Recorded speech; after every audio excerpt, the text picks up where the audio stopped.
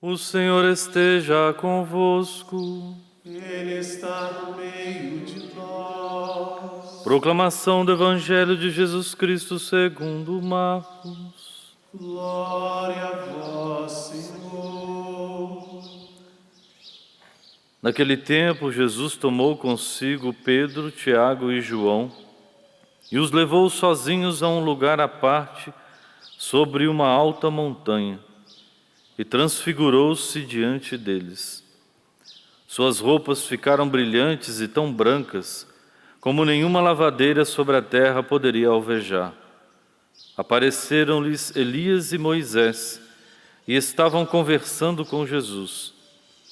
Então Pedro tomou a palavra e disse a Jesus: Mestre, é bom ficarmos aqui. Vamos fazer 3 tendas, uma para ti, uma para Moisés e outra para Elias. Pedro não sabia o que dizer, pois estavam todos com muito medo. Então desceu uma nuvem e os encobriu com sua sombra. E da nuvem saiu uma voz: Este é o meu filho amado, escutai o que ele diz. E de repente, olhando em volta, não viram mais ninguém, a não ser somente Jesus com eles. Ao descerem da montanha, Jesus ordenou que não contassem a ninguém o que tinham visto, até que o Filho do Homem tivesse ressuscitado dos mortos. Eles observaram esta ordem, mas comentavam entre si o que queria dizer ressuscitar dos mortos. Palavra da salvação. Glória a vós, Senhor.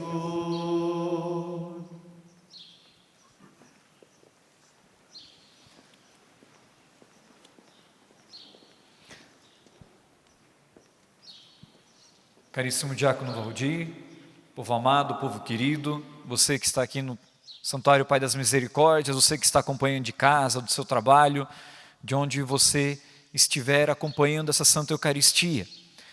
O Senhor hoje revela aos apóstolos e revela a todos nós a sua glória. Aquilo que Ele deseja, qual que é o plano de Deus para nós. Ele revela o céu a cada um de nós, o caminho que todos nós somos convidados a trilhar. Mas engraçado que Ele nos revela o caminho, antecipa para nós o caminho que nós somos convidados a viver, a experimentar lá na Pátria Celeste, e ao mesmo tempo nos dá um método de como bem viver o nosso peregrinar por essa terra até chegarmos juntos lá na Pátria Celeste. Olha, percebam os detalhes do Evangelho. É como se ele dissesse: é isso que eu vim, a partir da minha entrega, a partir de toda a encarnação e o mistério de cruz, é isso que vocês vão viver. E até então eles não sabiam ainda o que significava a ressurreição dos mortos, não tinham vivido ainda toda a paixão do Senhor, como bem relata o Evangelho. Então eles estavam sentindo o amor de Jesus e a revelação do plano de Deus, tanto para Jesus quanto para todos nós. E para isso Ele nos dá um método.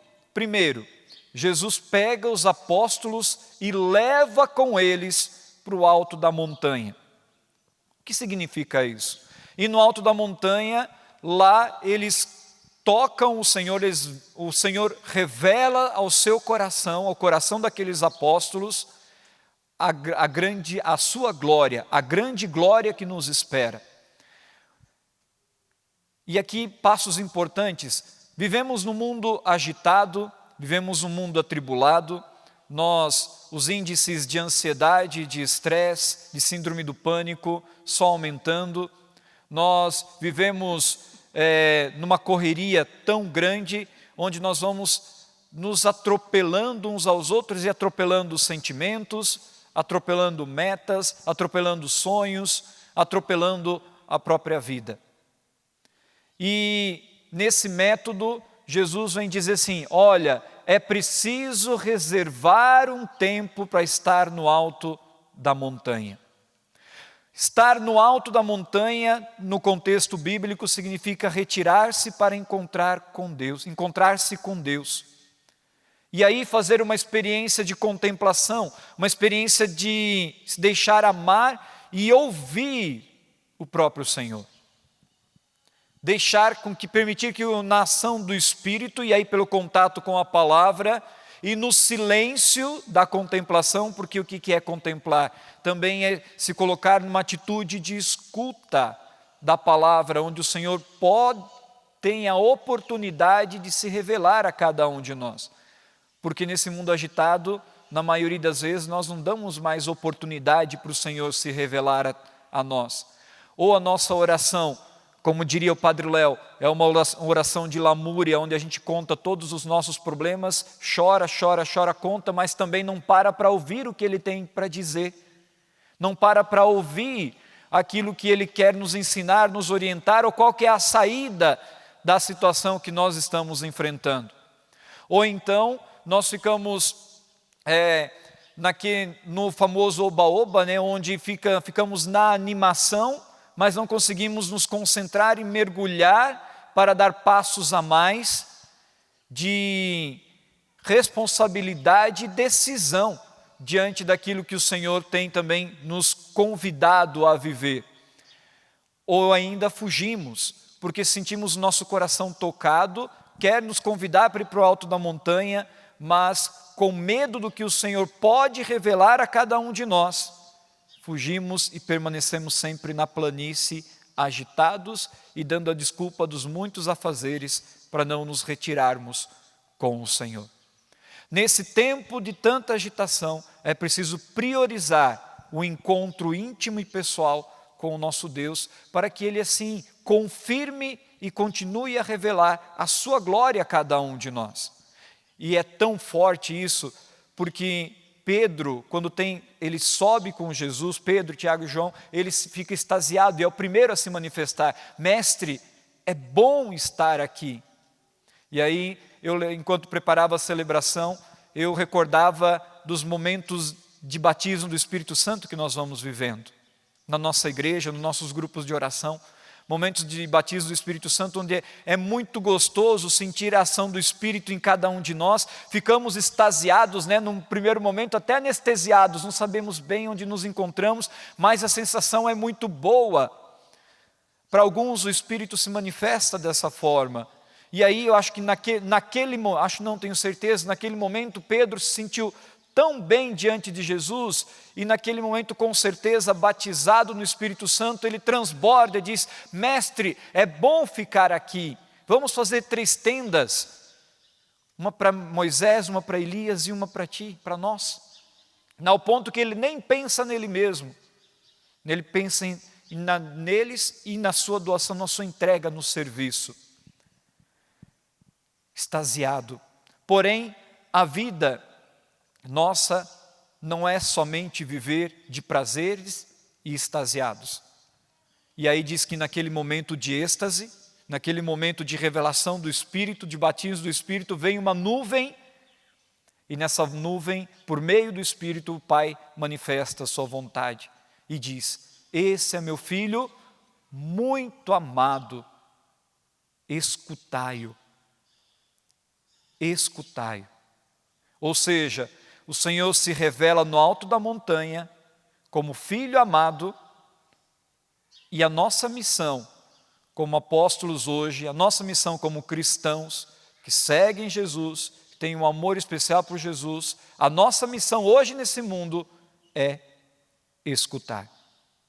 E aqui o escutar não só para deixar entrar nos ouvidos aquilo que os outros dizem, ou que o próprio Senhor diz através da boca dos irmãos que estão à nossa volta, mas numa atitude de obediência. O verbo ouvir vem de abeudire, que significa sentar, ouvir e ouvir com atenção, com obediência, para cumprir aquilo que nós também estamos ouvindo. Por isso que no ato penitencial dizia que o pior surdo não é aquele que não ouve, mas é aquele que só ouve o que quer e vai manipulando a palavra do Senhor, vai manipulando aquilo que o Senhor vai revelando ao nosso redor. É preciso, e aí nos colocar numa atitude de escuta, de contemplação, para que o Senhor se revele a cada um de nós, para assumirmos um compromisso, um testemunho, a partir da escuta do Pai, a escuta do próprio Filho, na força viva do Espírito. Nesse tempo, como dizia antes, de tanta agitação, de tanta turbulência, se não pararmos para ouvir o Senhor, viveremos sempre em dúvida. Por exemplo, vivemos o mês vocacional, mês das vocações. Tempo oportuno para discernir o que Deus quer de nós. Mas se nós não pararmos para contemplar o Senhor, para subir a montanha, pelo menos uma vez no dia, para estar com Ele numa atitude de intimidade, como vou discernir o que Deus quer de mim? Como vou entender o que o Senhor quer de mim? E ainda sou capaz de acusar que o Senhor não fala comigo. Mas como Ele vai falar comigo se eu não estou dando oportunidade para Ele falar comigo? As nossas orações hoje, tanto pessoais quanto comunitárias, elas são mais faladas ou eu dou oportunidade do silêncio para o Senhor ecoar dentro de mim? O Senhor precisa, e o Senhor se revela de várias maneiras, em sinais, palavras, ações, sentimentos, imagens. Mas para ouvir, precisamos estar com os ouvidos atentos. Com tanta agitação, será que os nossos ouvidos estão atentos ao Senhor?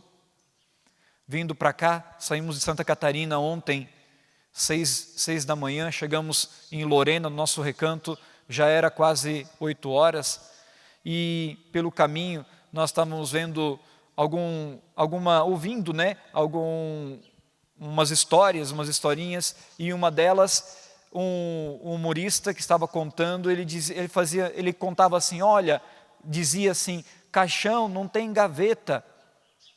A gente corre tanto nesse mundo para conquistar tantas coisas, mas quando a gente for dessa para melhor, quando a morte vier, a gente não vai levar nada.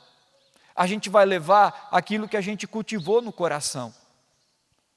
E o que é o pior de se levar do que um coração frustrado porque não conseguiu fazer a vontade de Deus e porque não conseguiu ouvir a voz do Senhor? Deus nos deu de presente a vida e caminhamos nesse tempo, caminhamos de volta para o Senhor para conseguir viver uma experiência de amor com Deus na intimidade. As muitas coisas que estão ao nosso redor servem para nos ajudar a ajudar os outros a encontrarem o Senhor. Não são o fim último. O fim último e o principal é ouvirmos o Senhor para um dia estarmos na glória com Ele, desfrutando da maravilha das vestes brancas, do coração branco como a neve, de um coração feliz, realizado, porque cumpriu a vontade do Senhor. Quer ser feliz? Quer ser feliz? Ouça o Senhor. Quer ser feliz? Pare, escute, dê um tempo para Ele, ouça o que Ele tem a dizer e aí sim, decida por seguir aquilo que Ele tem te orientado. Esse é o caminho, não temos outro. Esse é o caminho nos apresentado por Jesus e pelo Pai. Escutai o que Ele diz. Não é o que o irmão, a irmã, o tio, a tia, não é o que o outro diz, o que Deus diz. Não é o que o pensador, a pensadora, não é o que a filosofia ou a teologia, num primeiro momento, diz. O que Deus diz. Claro que tudo, a teologia orientada pelo próprio Espírito, ecoa a voz de Deus, mas não é somente o que o irmão ou a irmã possa me dizer, mas aquilo que Deus fala a cada um de nós. Por isso, que Deus nos dê a graça do discernimento, que Deus nos dê a graça de colocar o coração à disposição e os ouvidos à disposição para acolher a voz do Senhor e assim responder.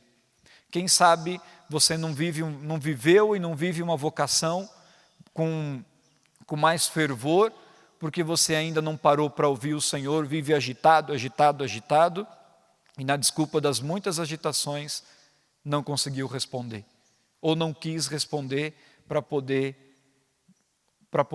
ter vamos dizer assim, um sentimento um mecanismo de defesa, né? Essa é a palavra, diante da proposta de Jesus para cada um de nós. Mas lembre-se, se é proposta de Deus, se é proposta de Jesus, é proposta de felicidade para todos nós. Jesus, manso e humilde de coração, Nosso coração semelhante ao vosso.